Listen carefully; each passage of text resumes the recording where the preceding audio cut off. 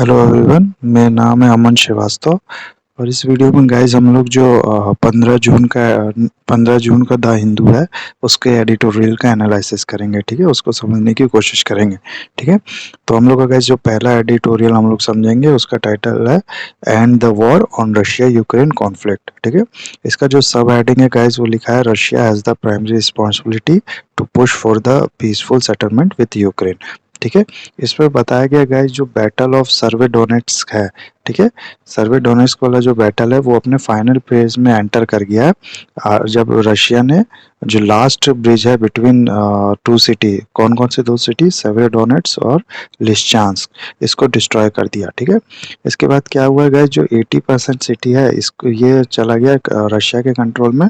और जो Ukraine troops हैं वो उनके पास कोई सप्लाई का सोर्स बाकी नहीं रहा है। ठीक है, ठीक है, फिर ये कहता है गाइज अगर रशिया जो है दो सिटी को कब्जा ले, जो पहला सर्वेडोनेट्स्क और दूसरा जो इसकी सिस्टर सिटी है लिस्चेंस्क। ठीक है, कब्जा कर ले तो जो पूरा ये प्रोविंस है यूक्रेन का लुशांक ओब्लास्ट, ये पूरा उसके हाथ में चला जाएगा। इसके इसके इसके हेल्प इसके बाद गाइज जो इसके लिए जो तीसरी सिटी है क्रामातोर्स्क, जो कि लास्ट इंडस्ट्रियल सिटी बचेगी यूक्रेन में, उसको उसका कंट्रोल भी उस पास लेने में, उसको भी मतलब कब्जाने में आसानी रहेगी रशिया के लिए। ठीक है, तो उसके बाद गाइज ये एडिटोरियल क्या कहता है कि जो रीसेंट वीक है इसमें यूक्रेन फोर्स ने काफ़ी हैवी लॉस फेस किया है। जो रशियन फोर्स है इसने जो आर्टिलरी से काफ़ी अटैक किया था जब ये यूक्रेन फोर्स इस सिटी के अंदर जा रही थी, सेवेरोडोनेट्स वाली सिटी के अंदर। ठीक है, तो काफ़ी इस समय लॉस फेस किया था यूक्रेन फोर्स। और गाइस हाल ही में जो यूक्रेन के एक सीनियर ऑफिशियल्स का स्टेटमेंट है कि 200 जो सोल्जर्स हैं वो लगभग डेली मारे जा रहे हैं। ठीक है, हालांकि ये जो स्टेटमेंट है ये जो वेस्टर्न अलाइज हैं उसके उनको रैंप अप करने के लिए दी गई है, उनसे मदद मांगने के लिए दी गई है। लेकिन ये एक पिक्चर शो करता है कि क्या एग्जैक्ट सिचुएशन है यूक्रेन और रशिया वॉर की। हालांकि जो यूक्रेन है उसने काफ़ी ब्रेव डिफेंस किया है अपनी कंट्री का नॉर्थ और नॉर्थ ईस्ट पार्ट वाले में। ठीक है, जिसकी वजह से जो कीव और खैविव सिटी से रशिया को रिट्रीट करना पड़ा। ठीक है, बट जो डोनबास वैली में है ऐसा हो पाना काफ़ी मुश्किल है। कोई चांस नहीं है ऐसा कि जो यूक्रेन है वो सक्सेसफुली जो रशिया का अटैक है उसको रशिया को जो है फोर्स कर सके रिट्रीट करने के लिए। ठीक है, इन सब सिचुएशन में गाइज हम लोग को वेस्टर्न कंट्रीज जो हैं उनकी दो स्ट्रेटजीज देखने को मिली है। वो दो इस सिचुएशन को डील करने के लिए दो स्ट्रेटजीज अपना रही हैं। पहला तो कि वो वेपन और मनी से जो है यूक्रेन को सप्लाई कर रही हैं, और दूसरा जो हार्ड सैंक्शंस लगा रही हैं रशिया पे। ठीक है, तो जो पहला वाला वो है गाइज वेपन और मनी में, वेपन और मनी सपोर्ट जो है रशिया के यूक्रेन के लिए, उसकी वजह से रशिया का जो एडवांस है वो तो स्लो हुआ है। जो रशियन वॉर मशीन्स हैं उसके सामने खड़े हो पाने में अभी भी कैपेबल उतना उनको रोक पाना अभी भी इजी नहीं है यूक्रेन के लिए। ठीक है, और इसकी जो रशियंस हैं उनने काफ़ी इम्पोर्टेंट सिटीज़ ऑलरेडी अपने अंडर ले लिया, जैसे कि मरिपोल हो गया, बेरदियांस हो गया। ठीक है, और खैर और ये जल्दी लग रहा है सेवेरोडोनेट्स भी अगली सिटी होगी जो रशियन के पास चले जाएगी। ठीक है, और दूसरा वाला वो स्ट्रेटेजी है कि जो इकोनॉमिक सैंक्शन लगाया जा रहा है रशिया पे, तो उसका जो कुछ तो उसका जो रिजल्ट रहा है वो काफ़ी मिक्स रहा है। ठीक है, रशिया की जो इकोनॉमी है उसको 8.5% से एक्सपेक्ट किया जा रहा है इस साल कॉन्ट्रैक्ट करेगी। बस इसकी वजह से हुआ क्या है, ऑयल की प्राइस और गैस की प्राइस बढ़ गए हैं। जो ओवरऑल इन्फ्लेशन है ग्लोबल इकोनॉमी में वो देखने को मिला है। साथ ही साथ रशिया की तो इकोनॉमी को जो नुकसान करना था वो तो थोड़ा बहुत अचीव हुआ, लेकिन यूक्रेन की पूरी इकोनॉमी कोलैप्स करने की कगार पे है। ठीक है, तो इसके लिए जो वे फॉरवर्ड है वो दोनों साइड्स हैं, वेस्ट वाली साइड्स और रशिया, इन दोनों को मिलके एक और जो ऑप्शन है उसको एक्सप्लोर करना चाहिए। और जो यूएस, फ्रांस, जर्मनी और टर्की हैं, इनको इनने कुछ लाइन ऑफ कम्युनिकेशन जो है मेंटेन रखा है दोनों साइड से, रशिया और यूक्रेन से।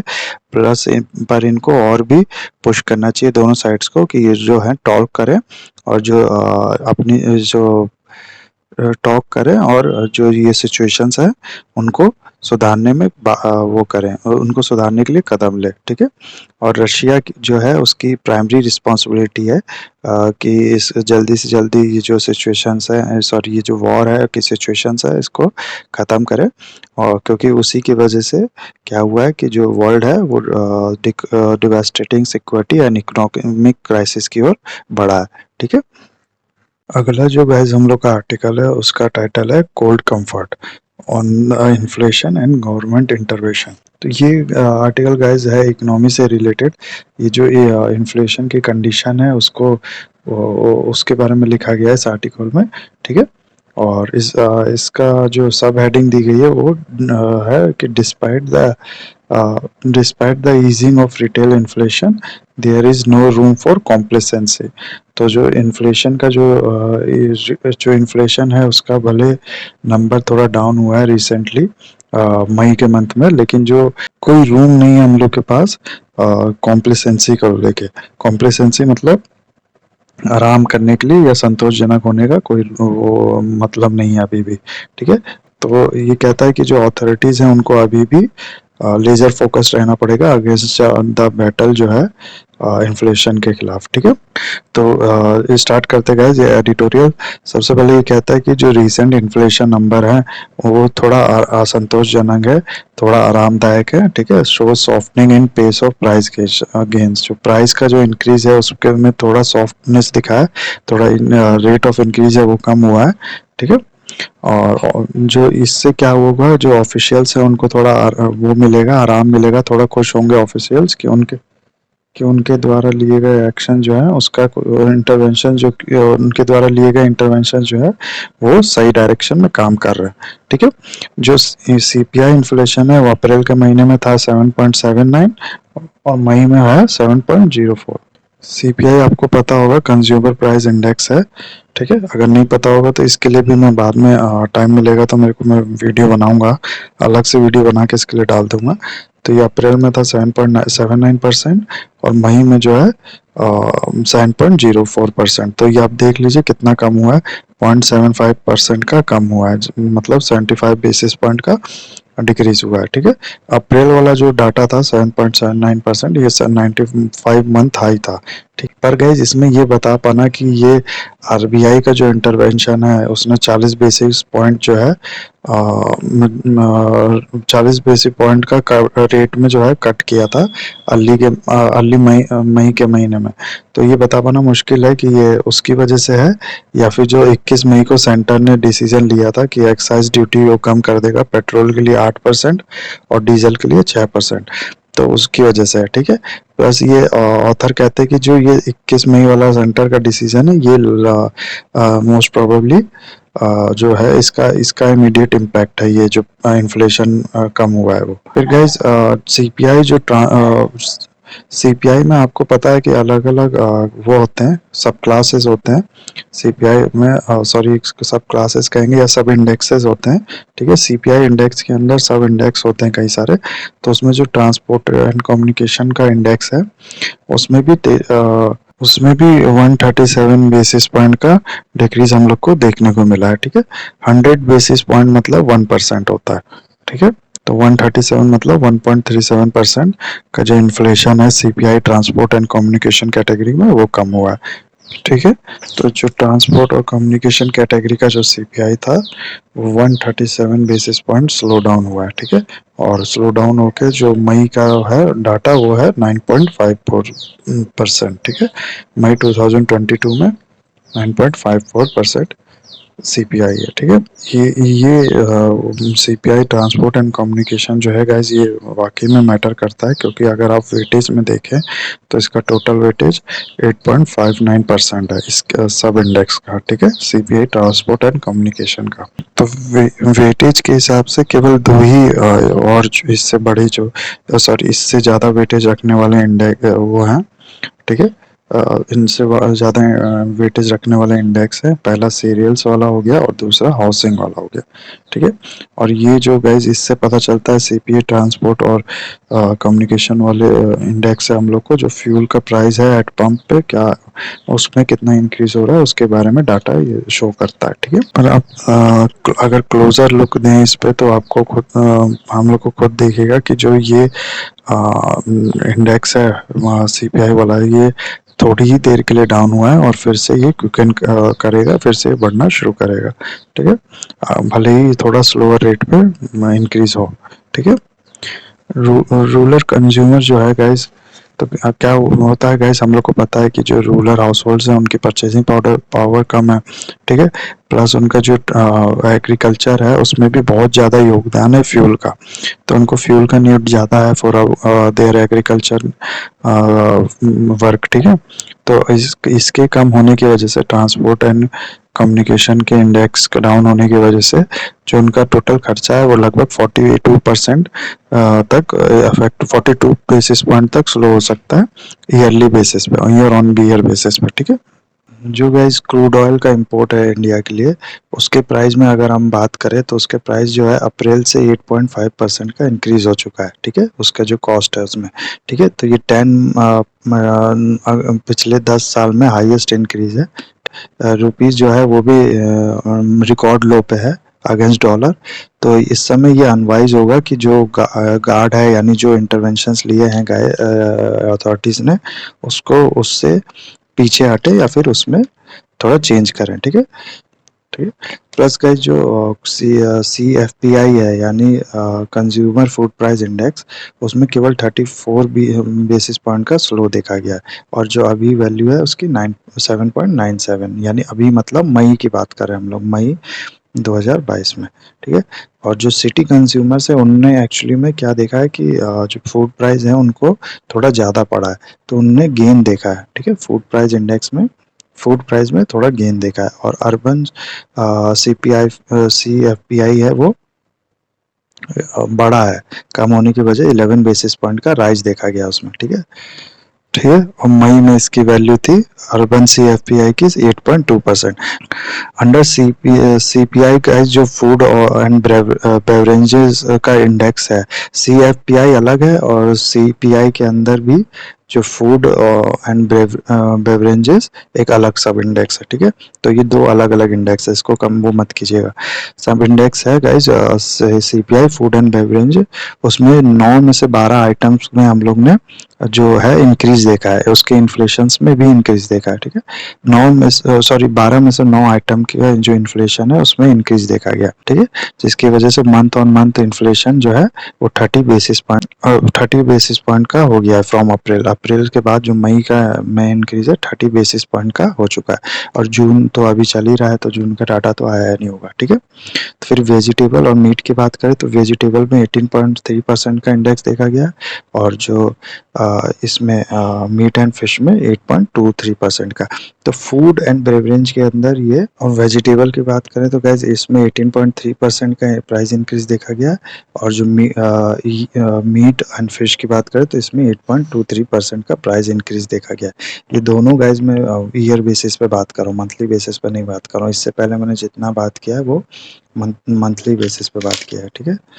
तो इसकी वजह से जो न्यूट्रिशन सिक्योरिटी है या न्यूट्रिशन प्रिकैरिटी है लो इनकम हाउस होल्ड की, वो क्वेश्चन। एडिबल ऑयल का जो इन्फ्लेशन है उसमें डाउन हुआ है फ्रॉम अप्रैल, लेकिन जो मैं बताया नो रूम फॉर कॉम्प्लिसेंसी है, क्योंकि जो वाइटल कुकिंग मीडियम है उसमें अभी भी जो है इन्फ्लेशन काफ़ी हाई है। इन वाइटल कुकिंग मीडियम में जो इन्फ्लेशन है वो 13.3% का अभी भी है, ठीक है। प्लस जो सबका जो इशू है उस पे भी डाउट क्रिएट किया जा रहा है यूक्रेन वॉर की वजह से, और सनफ्लावर ऑयल में खासकर से, क्योंकि यूक्रेन आपको पता होगा वर्ल्ड लार्जेस्ट सनफ्लावर जो है वो एक्सपोर्ट करता है, ठीक है।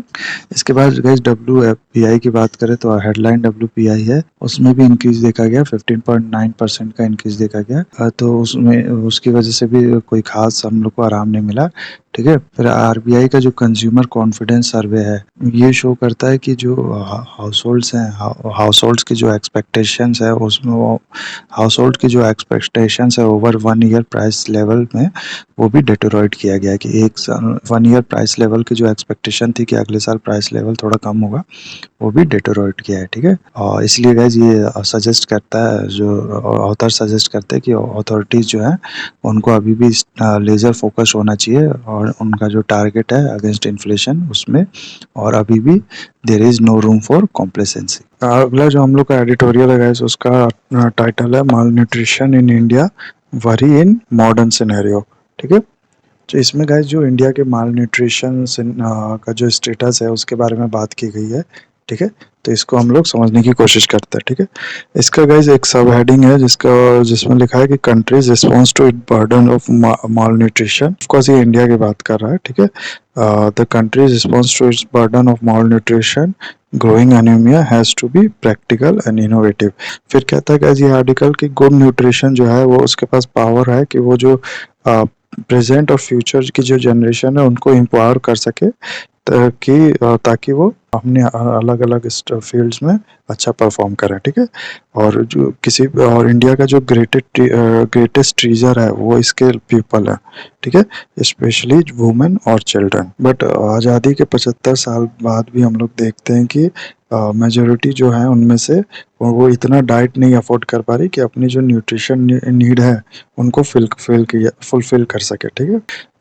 प्रेग्नेंट जो वुमेन होती है उसके न्यूट्रिशन से बहुत ज़्यादा रिलेटेड है चाइल्ड न्यूट्रिशन का स्टेटस, ठीक है? तो अगर प्रेजेंट वुमेन जो है उसको इनफ न्यूट्रिशन मिल जाता है तो वो इम्पैक्ट करता है जो स्टेटस है चाइल्ड के न्यूट्रिशन का, ठीक है? जिससे क्या होता है, जिसके पास ग्रेटर चांस है कि जो फ्यूचर जनरेशन है उसके has greater chance to affect the future generation.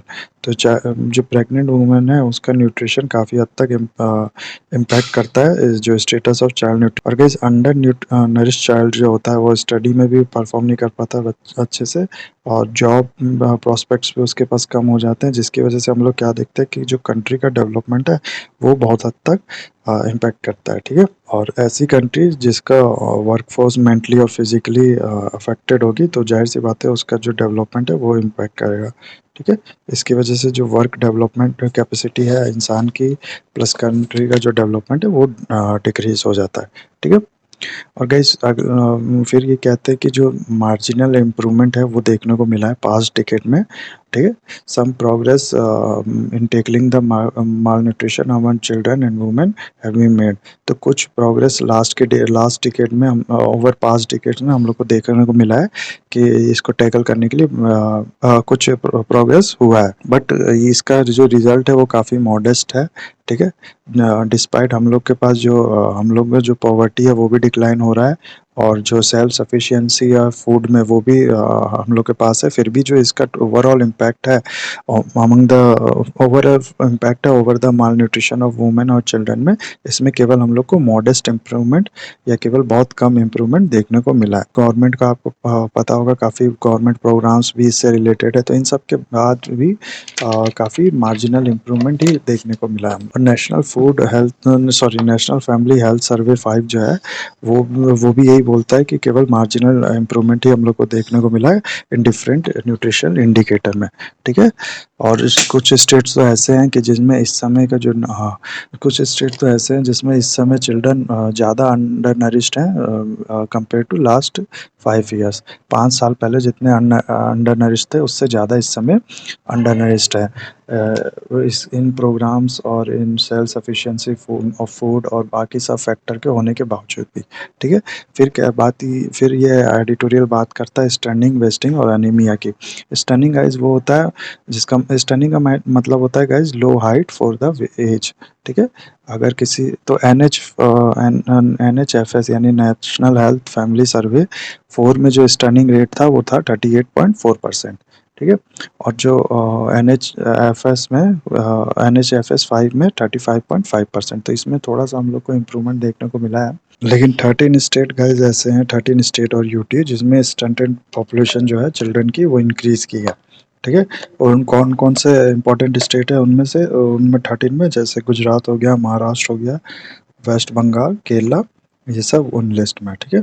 Stunting क्या होता है मैंने आपको बता दिया। स्टंटिंग मतलब होता है लो हाइट फॉर द एज। फिर गाइस वेस्टिंग की अगर बात करें तो वेस्टिंग में कहते हैं कि या तो वेस्टिंग का जो नंबर है वो इंक्रीज किया है, या तो फिर स्टैग्नेट रहा है, इसमें कोई इम्प्रूवमेंट देखने को नहीं मिली है। और गाइस वेस्टिंग जो है most visible and right life threatening form of mall nutrition है। ठीक है। तो इसमें कोई इम्प्रूवमेंट देखने को नहीं मिली है। उसके बाद गाइस एनीमिया आता है। एनीमिया का मतलब होता है कि वो जब आपके ब्लड में जो रेड ब्लड सेल है उसका नंबर कम हो जाए, या फिर उन रेड ब्लड सेल में हीमोग्लोबिन जो है, हीमोग्लोबिन की कंसंट्रेशन कम हो जाए तो उसको एनीमिया कहते हैं। फिर इंडिया में गाइस जो इंडिया है उसमें हाईएस्ट प्रेवलेंस है एनीमिया का। और NFHS 5 जो है वो कहता है कि मोर देन 57% ऑफ वुमेन 15 से लेके 49 ईयर्स ओल्ड की जो वुमेन है उनमें, और 67% ऑफ चिल्ड्रन 6 से लेके 57 मंथ की जो चिल्ड्रन है उनमें अनीमिया देखने को मिला है, सफर्ड फ्रॉम एनीमिया। और गाइस असम जो स्टेट है ऑथर का, वो लिखते हैं कि लो परफॉर्मिंग स्टेट है ना, और जिसपे ह्यूज बर्डन है और फुल अनेमिया, अनेमिक और अनेमिया कह लें। ठीक है। और यहाँ पर 66.4 वुमेन जो 15 से लेके 49 ईयर्स ओल्ड की है, और 68.4% चिल्ड्रन जो 65 से लेके 59 मंथ के है वो अफेक्टेड है फ्रॉम अनीमिया। फिर गाइस और जो ऑथर है वो कहते हैं कि जो अनीमिया है उसका मेजर कॉन्सिक्वेंस होता है वो क्या, उसकी वजह से क्या होता है, जो वर्क कैपेसिटी है वो ओवरऑल कम हो जाती है ऑफ इंडिविजुअल, है ना। और इकोनॉमिक एंड ओवरऑल जो नेशनल ग्रोथ है उससे उस पर इम्पैक्ट पड़ता है जिसकी वजह से। ठीक है। डेवलपिंग कंट्रीज जो है वो 4.05% ऑफ जीडीपी का टोटल लूज करती हैं पर एनम में बिकॉज ऑफ अनीमिया। ठीक है। और इंडिया की सिर्फ बात करें तो 1.18% इंडिया जो है वो एनीमिया की वजह से जीडीपी का लॉस करता है, 1.18% ऑफ जीडीपी। और इनका मानना है कि जो जिस समय ज़रूरत है वो है फाइनेंस बढ़ाने का। कहते हैं कि guys there is greater need to increase investment for women and children nutrition. ठीक है। गवर्नमेंट का जो इस समय का फोकस है वो है मेजरली जो है वो है कंसोलिडेशन करने का, जो सेवरल स्कीम है उसको कंसोलिडेट करने का उनकी तरफ ध्यान है गवर्नमेंट का। कंसोलिडेट करने का मतलब जो, ठीक है, कंसोलिडेशन का मतलब होता है गाइस जो अलग अलग फ्रेगमेंटेड स्कीम होती है उसको इकट्ठा करके एक ही स्कीम में या एक ही अम्ब्रेला के अंदर उसको कन्वर्ट करना। तो अभी गवर्नमेंट का ज़्यादातर फोकस उसकी तरफ है, लेकिन जो ज़रूरत है वो है जो फाइनेंशियल कमिटमेंट है उसको बढ़ाने की। ठीक है। एक्सपर्ट्स का कहना है कि जो सक्षम आंगनवाड़ी स्कीम है या और जो सक्षम आंगनवाड़ी स्कीम और PM's overarching scheme for holistic nourishment, जिसको पोषण स्कीम भी कहते हैं हम लोग, पोषण 2.0, ये इन दोनों ने क्या हुआ है, इन दोनों प्रोग्राम में जो थोड़ा बहुत इंक्रीज देखने को मिला है, लेकिन ये केवल मार्जिनल इंक्रीज है। ठीक है। इंक्रीज किसकी बात कर रहे हैं हम लोग, बजटरी एलोकेशन की, है ना, फंड्स की। तो इनमें थोड़ा इंक्रीज देखने को मिला है, लेकिन बहुत ही मार्जिनल स्कीम इंक्रीज है ये। और इस साल जो है वो जो टोटल इस साल जो टोटल फंड दिया गया है वो 20,263 करोड़ का दिया गया। ठीक है। और जो 2021-22 वाले साल में कितना था, 20,105 करोड़। तो जो हम लोग देख रहे हैं कि थोड़ा सा इंक्रीज है, लेकिन ये इंक्रीज सफिशिएंट नहीं है इस प्रोग्राम प्रॉब्लम से डील करने के लिए, और जो इंक्रीज है वो होना चाहिए फंड्स में। ठीक है। इसके साथ ही साथ गाइस जो 32% ऑफ फंड रिलीज किया गया है फॉर पोषण अभियान स्टेट को, वो अभी तक यूटिलाइज नहीं हुआ है। ठीक है। तो अभी देख सकते हैं आप लोग कि कितना लैक ऑफ अटेंशन जो है वो झेल रहा है ये वाला जो एरिया है, माल न्यूट्रिशन वाला जो इशू है वो फ्रॉम अथॉरिटीज। ठीक है। फिर उसके बाद गाइज ये बात करते हैं मॉनिटर। फिर गाइज ये कहते हैं कि जो कॉन्स्टिट्यूएंसी है उनको भी मॉनिटर करने की ज़रूरत है। ठीक है। और इंडिया का जो अप्रोच है वो होना चाहिए आउटकम ओरिएंटेड अप्रोच होना चाहिए। ठीक है। और जो पार्लियामेंट्रियंस है उनको ये कहते हैं कि जो पार्लियामेंट्रियंस है वो अपने कॉन्स्टिट्यूएंसी का जो नीड है और इंटरवेंशन उनको क्या चाहिए उसके बारे में बात करें, और उसके लिए अवेयरनेस जनरेट करें, जिससे जो सॉल्यूशन है वो खंगाला जा सके।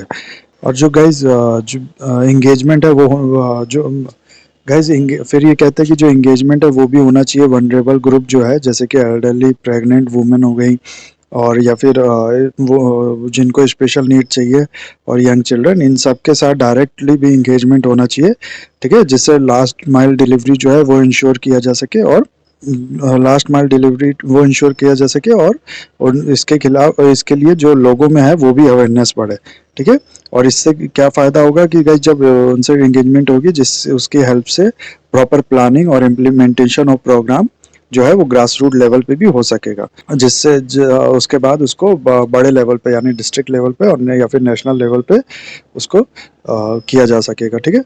पहले जब ग्रास रूट लेवल पे हो जाएगा तो उसी को रेप्लिकेट करना आसान होगा डिस्ट्रिक्ट और नेशनल लेवल पे।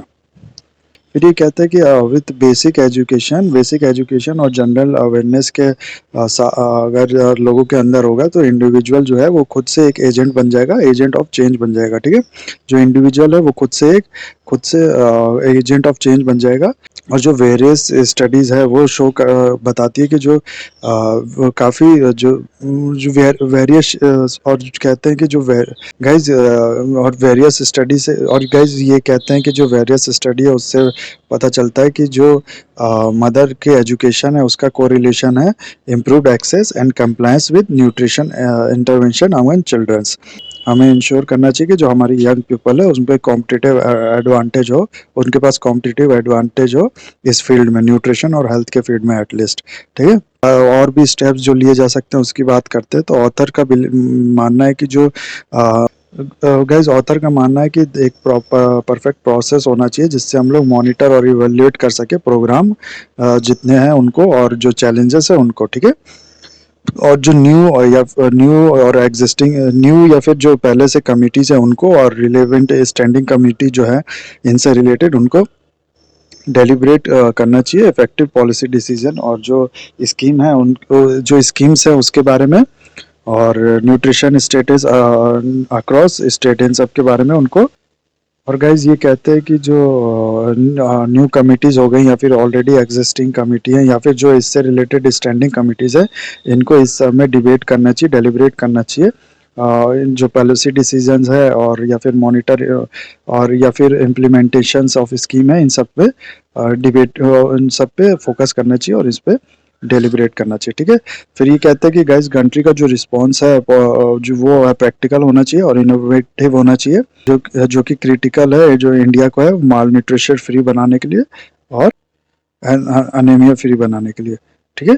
और क्या फिर ये कहते हैं गाइस जो एवरीवन, जो सबको अपना अपना कंट्रीब्यूशन इसमें देना चाहिए, और कहीं ऐसा ना हो कि हम लोग ऐसे ट्रेजेडी का शिकार हो जाए जो कि प्रिवेंटेबल है, ठीक है। जिनको जिसको गाइस अपना हमारा जो नेक्स्ट टेरिटोरियल है उसका टाइटल है the way to end child marriage. जो चाइल्ड मैरिज का इशू है उससे रिलेटेड ये एडिटोरियल लिखा गया है।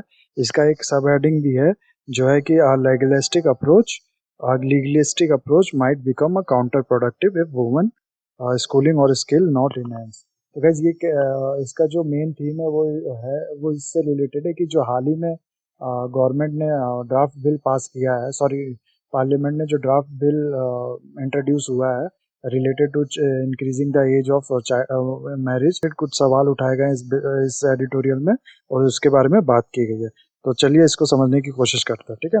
तो गाइस सबसे पहले ये एडिटोरियल शुरुआत में होता है इस वर्ड से कि जो चाइल्ड मैरिज है वो इंडिया में रैम्पेंट है, हमें पता है, ठीक है। फिर कहते हैं कि जो ऑथर है वो दो सवाल पूछते हैं। पहला कि will increasing age of marriage of women solve this issue, क्या केवल एज बढ़ा देने से जो प्रॉब्लम है ये चाइल्ड मैरिज की सॉल्व हो जाएगी, और क्या सिर्फ एज बढ़ा देने से जो क्लेम किया जा रहा है कि जो सोसाइटी लेवल पे जो बेनिफिट मिलेगा और जो इंडिविजुअल लेवल पे बेनिफिट मिलेगा, क्या वो क्लेम सही है कि नहीं, सही है भी कि नहीं, ठीक है। फिर गाइस ये कहते हैं कि ये जो नेशनल फैमिली हेल्थ सर्वे 5 है उससे हम लोग इसका आंसर फाइंड आउट कर सकते हैं। गाइस क्या होता है कि जो ये लिखते हैं कि कई ऐसे स्टडीज हैं, कई एम्पिरिकल स्टडीज हैं एशिया में जो क्या करते हैं, ठीक है, जो कई ऐसे स्टडीज हैं जो बताते हैं कि जो अर्ली मैरिज और हेल्थ में और एजुकेशन आउटकम में जो एसोसिएशन है, कोरिलेशन है, ठीक है। ज्यादातर स्टडी है जो है इनने इस चीज को लिया हुआ है कि अर्ली मैरिज जो है मींस अर्ली प्रेगनेंसी, ठीक है।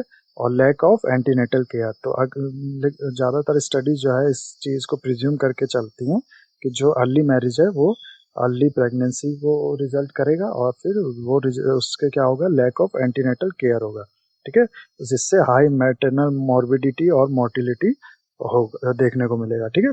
Plus poor nutrition status of women और poor nutrition and education outcome of children, ये भी देखने को मिलेगा, ठीक है। तो इससे ये चीज़ गाइज हम लोग को कंपेलिंग केस प्रोवाइड करता है कि चलो एज जो है वो ज़्यादा होनी चाहिए।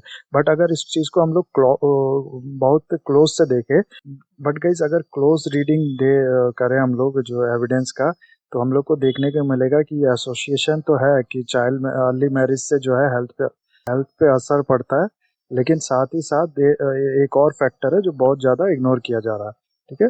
ये जो चाइल्ड मैरिज है सिर्फ इन्हीं चाइल्ड मैरिज है, ये खुद जो है किसी और फैक्टर की वजह से जो चाइल्ड मैरिज है ये खुद रिजल्ट है किसी और फैक्टर का। तो कौन कौन से वो फैक्टर, सबसे पहला है सोशल नॉर्म्स, ठीक है। सोसाइटी में ये नॉर्म्स होता है, कई सोसाइटी ऐसे हैं जहाँ ये नॉर्म्स हैं कि एक एज के बाद चाइल्ड को मैरिज उनकी शादी हो जानी चाहिए। दूसरा पॉवर्टी बताया गया। पॉवर्टी क्या होता है कि कई लोग का ऐसा मानना है और ऐसा होता भी है कि अगर एक एज में शादी नहीं हुई लड़की की, तो बाद में ज़्यादा जो है वो डॉरी देना पड़ेगा, या और भी रीज़न की वजह से, या पढ़ाने के पैसे नहीं होते माँ बाप को, तो भी वो टाइम से शादी कर लेते हैं, ठीक है। दूसरा फिर एजुकेशन ऑफ वुमेन, जो वुमेन लैक ऑफ जिनके पास ज़्यादा एजुकेशन नहीं होती वो जनरली उनका देखा गया है कि उनकी अर्ली मैरिज हो जाती है। तो ये 2-3 फैक्टर जो हैं वो इन्फ्लुएंस करते हैं, ठीक है, चाइल्ड मैरिज को। तो क्या ये कहना कि तो गाइज तो ऑथर सवाल पूछते हैं कि ज़्यादा इम्पोर्टेंट क्या है, कि एज बढ़ाना ज़्यादा इम्पोर्टेंट है या फिर ये मैटर जो है इनको सॉल्व करना ज़्यादा इम्पोर्टेंट, सोशल नॉर्म्स, पॉवर्टी और एजुकेशन वाला जो मैटर है इसको सॉल्व करना ज़्यादा इम्पोर्टेंट है, ठीक है। फिर दूसरा ये सवाल ये पूछते हैं कि does a women age at marriage matter in itself independent of education और पॉवर्टी। जो वुमेन्स की एज है मैरिज पे वो अकेले में इतना इम्पोर्टेंट है कि डील करने के लिए, कि उससे ज़्यादा इम्पोर्टेंट एजुकेशन और पॉवर्टी को डील करना है, ठीक है। NFHS से जो है फिर इसके बाद guys national family health survey 5 का जो है कुछ डाटा बताते हैं ऑथर। वो कहते हैं कि जो 25% ऑफ वुमेन है 18 से लेके 29 ईयर की, वो मैरिड, वो जो है उनकी शादी हो जाती है लीगल एज से पहले। तो 1/4 जो वुमेन है गाइज टोटल 18 से लेकर 9 ईयर्स एज की, उनकी शादी जो है 18 एज की पहले से हो जाती है, ठीक है। और जो NHFS4 था उसमें ये परसेंटेज था 28%। तो केवल मार्जिनल रिडक्शन हुआ है, पहले से केवल थोड़ा ही कम हुआ है, ठीक है। अभी भी कई ज़्यादा प्रिवलेंस है जो चाइल्ड मैरिज है उसकी, ठीक है। फिर ये बताते हैं कि जो ज़्यादातर प्रिवलेंस है चाइल्ड मैरिज की वो है रूरल एरिया में, जिसका रेशियो है 28%, ठीक है। और अर्बन एरिया में ये रेशियो है 17%। अगर स्टेट वाइज हम लोग बात करें तो सबसे ज़्यादा जो प्रिवलेंस है वो है वेस्ट बंगाल में, फिर बिहार में, फिर त्रिपुरा में। वेस्ट बंगाल में ये है 42%, बिहार में 40% और त्रिपुरा में भी 40%, ठीक है। फिर ये कहते हैं कि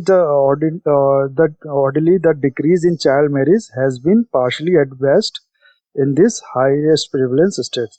और जो ये डिक्रीज हुआ है NHFS4 से लेकर NHFS5 सर्वे तक, ये बहुत कम ही इसमें इन स्टेट से इन्फ्लुएंस्ड है। मतलब उसके बाद भी जो इन स्टेट में है वो डिक्रीज नहीं, इतना ज़्यादा होने के बाद भी, हालांकि ओवरऑल डिक्रीज हुआ, लेकिन इन स्टेट्स में उतना उतना ज़्यादा डिक्रीज देखने को नहीं मिला, ठीक है। और जो गोवा, हिमाचल प्रदेश और केरला, ये सब 6 से 7% यहाँ पर चाइल्ड मैरिज होता है, ठीक है। अगला जो सब हेडिंग है गाइज उसका वो लिखा है कि एजुकेशनल आउटकम्स। तो एजुकेशनल आउटकम्स की बात की गई है, ठीक है। तो कम्युनिटी वाइज अगर देखा जाए तो गाइज ज़्यादातर जो चाइल्ड मैरिज है लगभग 39%, लगभग 40% तक जो चाइल्ड मैरिज है वो है आदिवासी और दलित्स के अंदर। और जो एडवांस सोशल ग्रुप है उनका शेयर है 17%, ठीक है। और बाकी जो जितना भी शेयर है वो है OBCs का, ठीक है।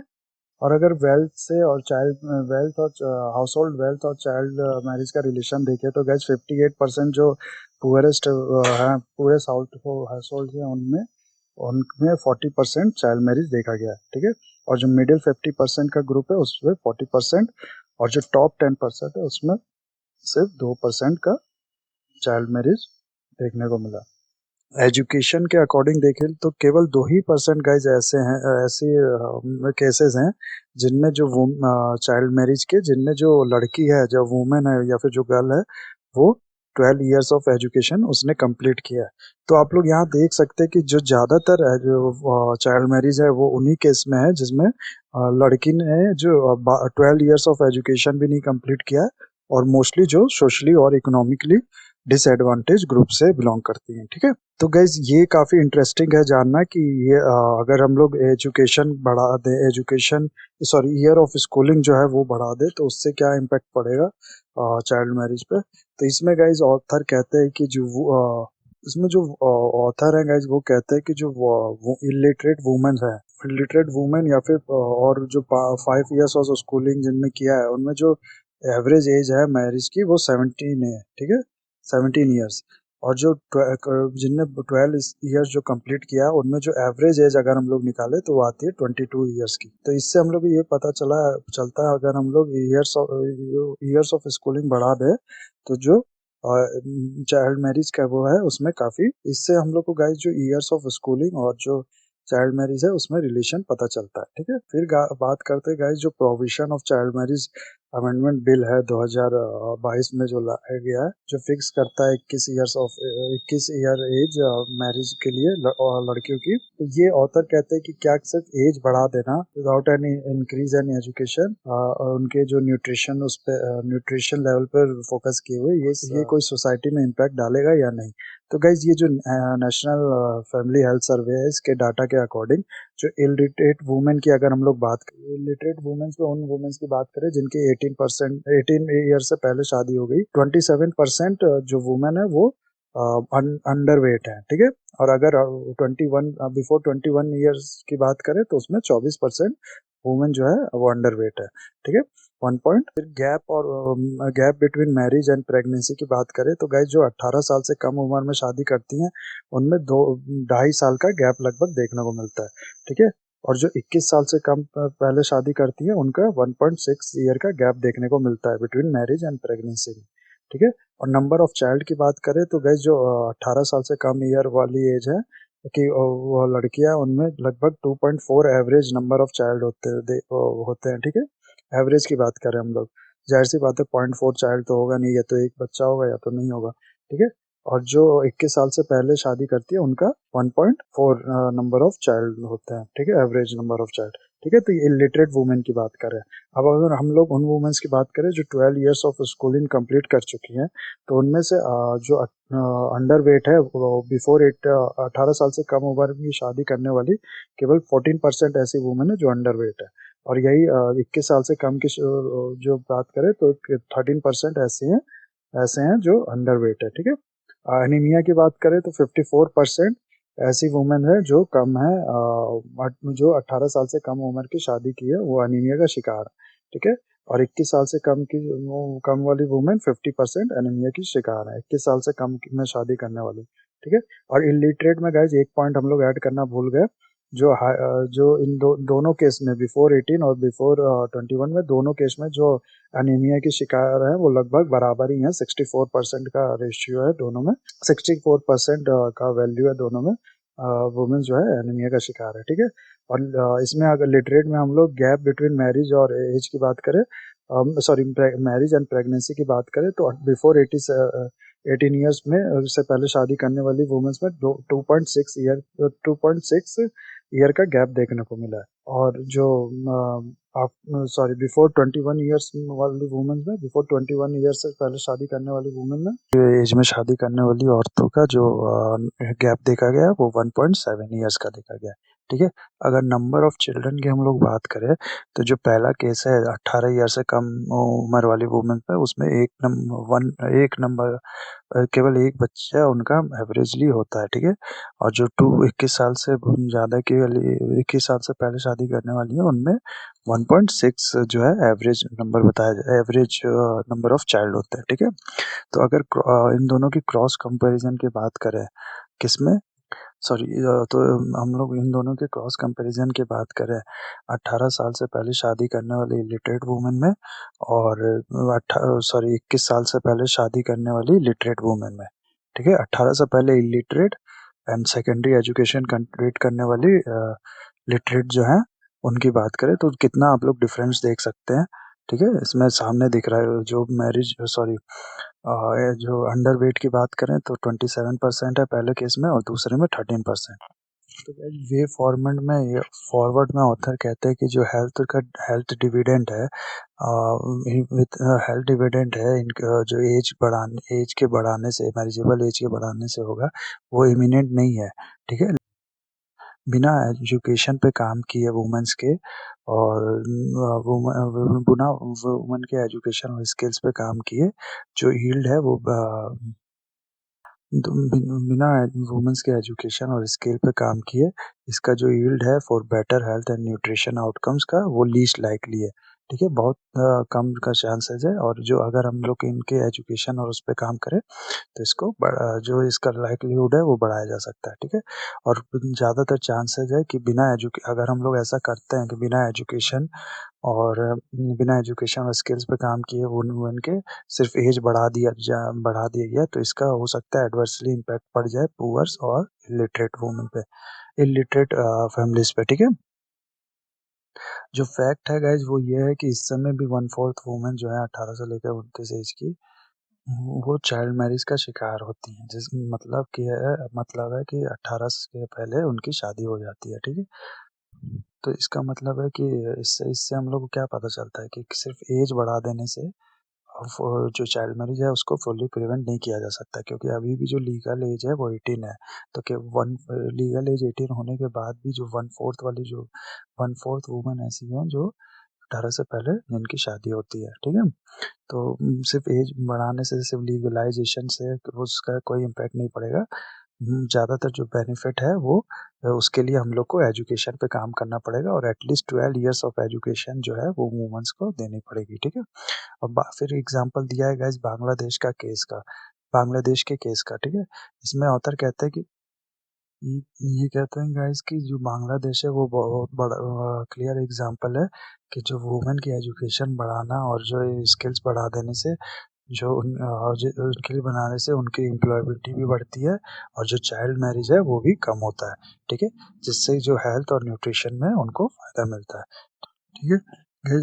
ये कहते हैं कि ऑल्सो ज़रूरत है ऐसे स्कीम्स की जो फाइनेंशियल बर्डन है मैरिज का उसको कम कर सके, ठीक है।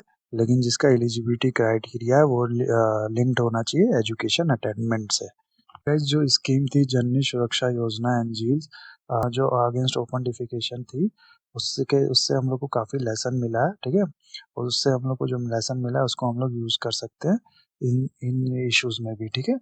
फिर ये कहते हैं कि जो एजुकेशन है वुमेन्स की वो इम्पोर्टेंट है और बिना उसके सिर्फ एज बढ़ा देने से हो सकता है ये काउंटर प्रोडक्टिव काम करे फॉर हाल ही में जो गवर्नमेंट है उसने ड्राफ्ट रेगुलेशन पब्लिश किया है for professional conducts of doctor के लिए, ठीक है। तो हमारा जो अगला एडिटोरियल है वो उसी से रिलेटेड है। इसका जो टाइटल है वो है डिक्टेट फॉर डॉक्टर, ठीक है। और इसका एक सब टाइटल भी है जिसमें लिखा है कि draft regulation for professional conducts of doctor require extensive working, ठीक है।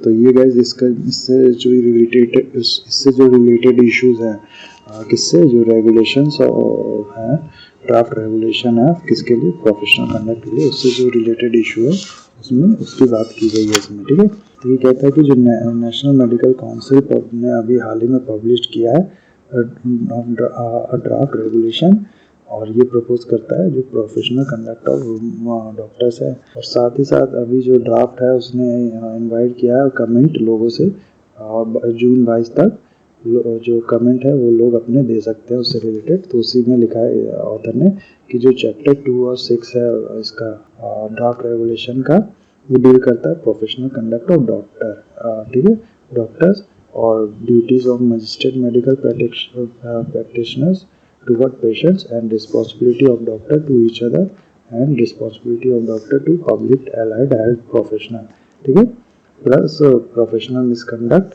ऑल्सो ये सब डील करता है। ये चैप्टर 2 से लेकर 6 तक। गाइस कौन कौन से एरिया है जो रिवर्किंग जैसे चाहिए, पहले तो ये कहते हैं कि जो ये चैप्टर है चैप्टर 2 से लेकर 6 तक, ये जो आस्टवाल MCI है, आपको याद होगा पहले MCI होता था, उसको हटा के नया ऑर्गेनाइजेशन बनाया था फॉर रेगुलेशन, जो रेगुलेटिंग जो मेडिकल एम्प्लॉयज़ हैं उनको पूरा रेगुलेट करने के लिए पहले MCI होता था, फिर NMC बनाया गया था। तो ये कहते हैं कि जो ये पूरा रेगुलेशन है, सॉरी ड्राफ्ट रेगुलेशन जो है, ये आस्टवाल MCI रेगुलेशन से पूरा मैच करता है, ठीक है। और इसमें जो रिक्वायरमेंट है, जो रेजिडेंट मेडिकल ऑफिसर प्रैक्टिशनर है, उस पर एक रिक्वायरमेंट लगाया गया है, सॉरी उस पर एक ऑब्लिगेशन लगाया गया है कि जितने भी पेशेंट्स हैं उनका जो डाटा है वो पूरा उसका पूरा रिकॉर्ड रखेगा, ठीक है। प्लस 3 साल तक जो है उसका रिकॉर्ड रखेगा, प्लस जो नेक्स्ट 3 साल का टाइम दिया गया है, उस 3 साल के बाद ये पूरा रिकॉर्ड जो होगा ये डिजिटाइज फॉर्म में होगा, ठीक है। तो ये रखने को बोला गया मेडिकल प्रैक्टिशनर को। तो गाइज कई डॉक्टर ऐसे भी है जो हम लोग देखते हैं कि काफ़ी जो है लो कॉस्ट में इलाज करते हैं और जिनकी फीस काफ़ी कम होती है। हम लोग देखते हैं कि कई ऐसे डॉक्टर होते हैं आसपास जो काफ़ी लो कॉस्ट पे इलाज करते हैं, कारण उनकी फीस काफ़ी कम होती है। वो ज़्यादातर वॉल्यूम पे डिपेंड करते हैं अपने इनकम के लिए, ज़्यादा वॉल्यूम पे डिपेंड करते हैं अपने इनकम के लिए देन दी पर हेड कॉस्ट पे। तो ऐसे लोग के लिए जो है वो दिक्कत हो जाएगा मेंटेन करने के लिए, जो इनडायरेक्टली अफेक्ट है वो पड़ेगा पेशेंट पे, और वो उनको मजबूरी में फीस बढ़ानी पड़ेगी, क्योंकि जो डाटा मेंटेन करने का भी तो कॉस्ट होगा ना, तो वो कॉस्ट कहाँ से लाएंगे ये लोग डॉक्टर्स, तो ये इनडायरेक्टली इम्पैक्ट करेगा पेशेंट्स को, ठीक है। तो इससे कंसिडरेबली टू कॉस्ट और डिले ट्रीटमेंट में भी डिले होगा, ठीक है। तो इस चीज़ को ऑथर कहता है कि इस चीज़ को विड्रॉ करना चाहिए, ठीक है। और फिर बात की गई है गाइस इन्फॉर्म्ड कंसेंट की। तो इस इन्फॉर्म्ड कंसेंट में कहा गया कि वो ऑपरेशन जो स्टेरिलिटी के लिए है, कहा गया कि वो operation that leads to sterility, वो ऑपरेशन जो स्टेरिलिटी के लिए है उसमें जो हस्बैंड और वाइफ दोनों का कंसेंट रिक्वायरमेंट है। तो एक तो इसमें 2 प्रॉब्लम है गाइस, एक तो हो सकता है कि वो पर्सन सिंगल हो, तो वो कहाँ से अपनी वाइफ को लेके आएगा, ठीक है। दूसरा है कि ये against of principle of individual autonomy है, जो एक पर्सन है उसकी बॉडी पे उसका खुद का ऑटोनॉमी होनी चाहिए, उसका खुद का अधिकार होना चाहिए।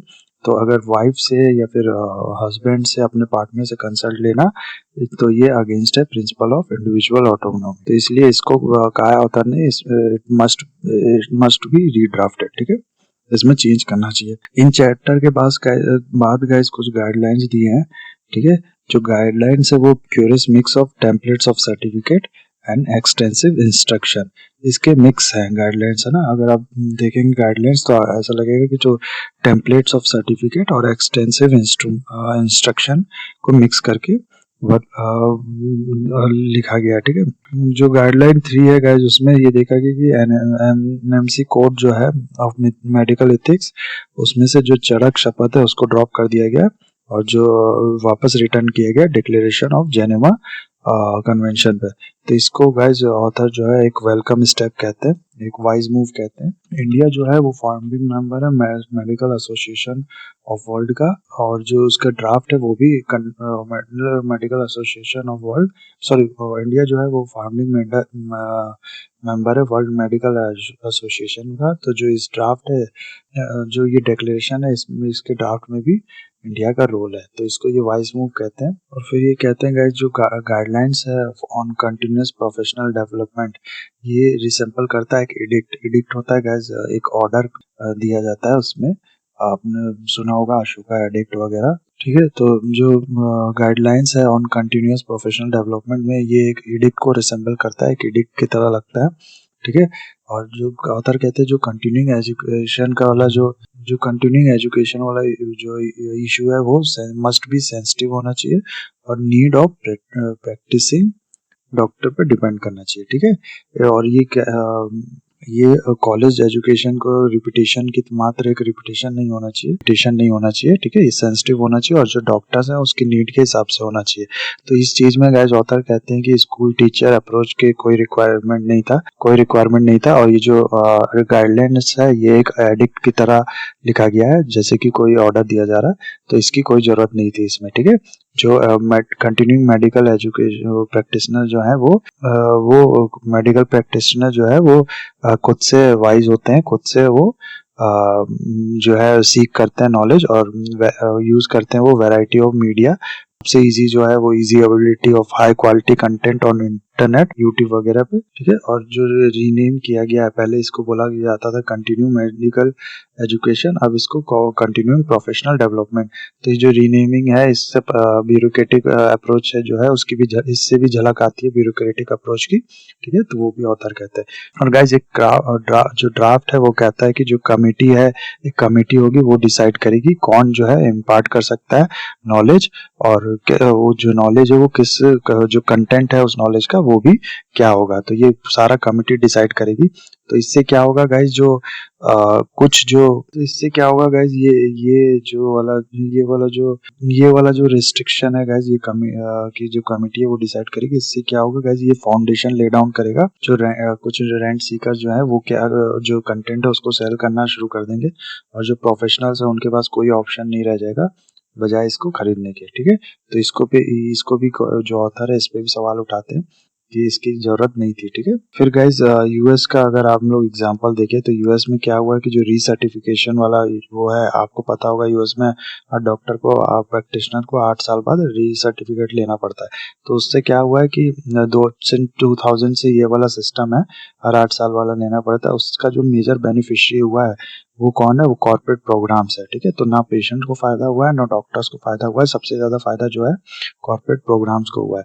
तो इंडिया में भी वही होगा अगर ये वाला इस पे दोबारा इसको चेक नहीं किया गया या दोबारा इस पे काम नहीं किया गया और ये लागू कर दिया गया, ठीक है। फिर गाइस कहा गया है कि पूरे ड्राफ्ट में जो है लैक ऑफ हार्मनी देखी गई है। गाइस क्या हुआ है इस ड्राफ्ट में जो है मेडिकल प्रैक्टिशनर जो है उनको पार्टिसिपेट करने से प्रोहिबिट किया गया है, जो कोई भी एजुकेशन एक्टिविटीज में जो डायरेक्टली और इनडायरेक्टली फार्मा कंपनीज या फिर एलाइड हेल्थ सेक्टर के द्वारा जो है ऑर्गेनाइज की गई हो, उससे किसी भी एजुकेशन एक्टिविटीज में मेडिकल प्रैक्टिशनर जो है वो जो है पार्टिसिपेट नहीं कर सकते, ठीक है।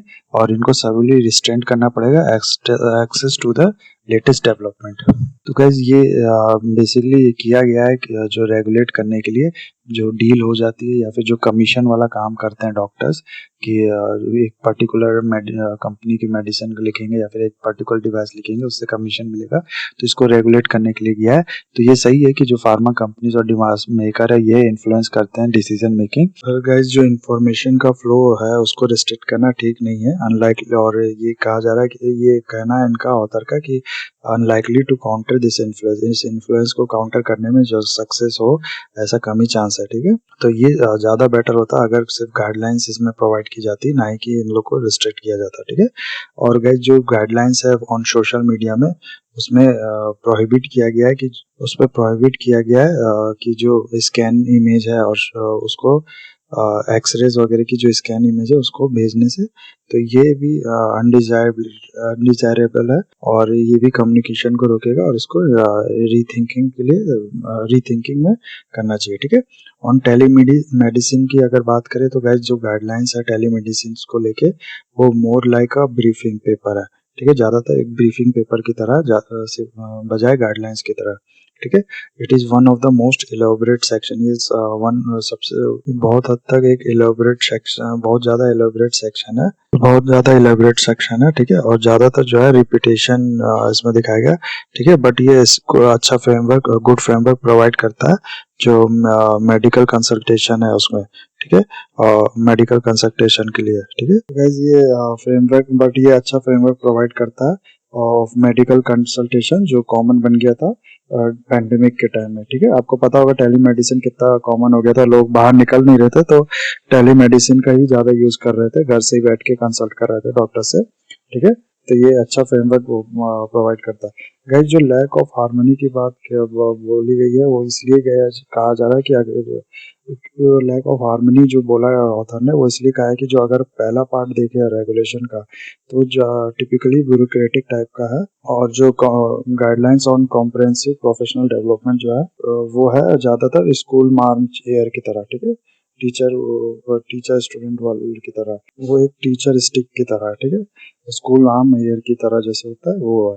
ठीक है, और टेली मेडिसिन की बात करें तो वो एक टेक्स्ट बुक की तरह, वो पूरा एक टेक्स्ट बुक की तरह है। तो ये दो तीनों में थोड़ा तो गाइस, जो लैक ऑफ हार्मनी की बात की जा रही है वो इसलिए क्योंकि जो आप पहला पार्ट अगर देखेंगे तो वो आपको लगेगा कि पहला पार्ट रेगुलेशन का देखेंगे तो ज़्यादातर आपको लगेगा ब्यूरोक्रेटिक, वो ज़्यादातर आपको ब्यूरोक्रेटिक उसके में लिखा हुआ दिखेगा। ठीक है, ब्यूरोक्रेटिक टिपिकली ब्यूरोक्रेटिक लगेगा, और जो कॉम्प्रिहेंसिव प्रोफेशनल डेवलपमेंट का जो गाइडलाइंस है वो आपको स्कूल मार्म एयर की तरह लगेगा, जो टीचर स्टिक्स की फीलिंग आएगी इसमें। ठीक है, और जो टेली मेडिसिन है वो पूरा एक तरह से टेक्स्ट बुक की तरह ही लिखा है। ठीक है, और काफ़ी इलेबोरेट करके लिखा गया है उसे। ठीक है, तो इसलिए गाइस जो ऑथर है वो कहते हैं कि जो पूरा रेगुलेशन है उसमें ज़रूरत है दोबारा एक्सटेंसिव वर्किंग करने के लिए और उसको रीवर्किंग करने के लिए। ठीक है, so that's it for the video guys.